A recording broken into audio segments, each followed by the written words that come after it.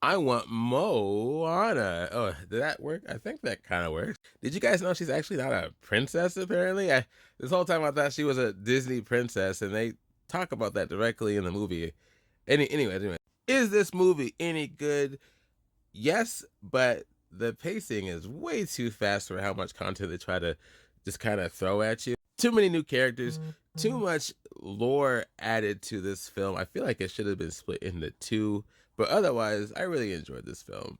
Still beautiful, still fun. The songs are good and bad, but overall worth the watch. Review over for all of you that just left. For the rest of you, let's talk about it. I kind of feel like Moana is like the secret agent of the islands or something like that. They just send her on these death defying missions. And I couldn't help but wonder, is there anybody else that could do this? It's gotta be her. It's gotta be Moana. But it still works. Coming back some odd years later, she has a little sister now. Parents are showing a little bit more gray.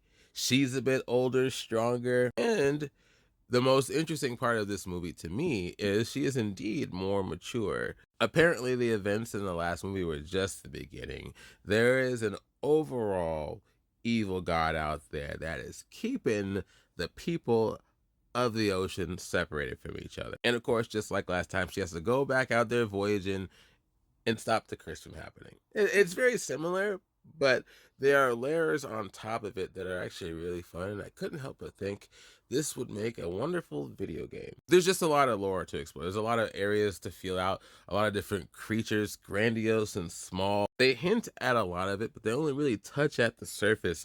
I wanted more, which is a good problem to have. Another very interesting thing about this movie is she does have a crew now. It's not just her. There are more people with her. And one thing I didn't realize is it's different when you're doing something by yourself compared to when you have other people with different minds with you. There's a bit of clashing and uncoordination involved. She's now trying to be a leader as well as a hero, and that's a very fun aspect of the story.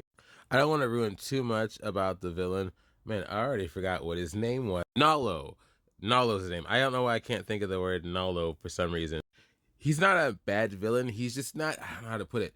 You don't really see him as clearly as you got to see the villain in the last movie. You know, she's technically not exactly a villain. Everything he does is either in the background or through something or somebody else. But I think overall, he's actually a really good one, and I'm excited to see uh, what other directions they may go with the overall interactions with Moana and such characters. I don't want to ruin too much. I'll just say you might see some continued conflict going on.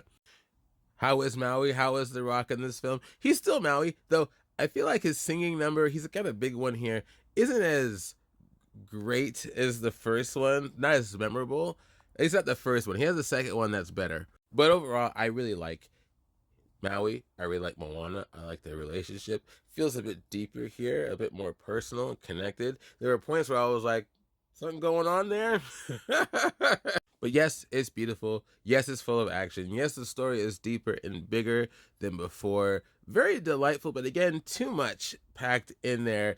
It feels very hurried. That's my only problem with the movie. It's unfortunate, but the movie's charming enough where you settle in fairly nicely. So check this out. Let me know what you think. And yeah, we'll talk later.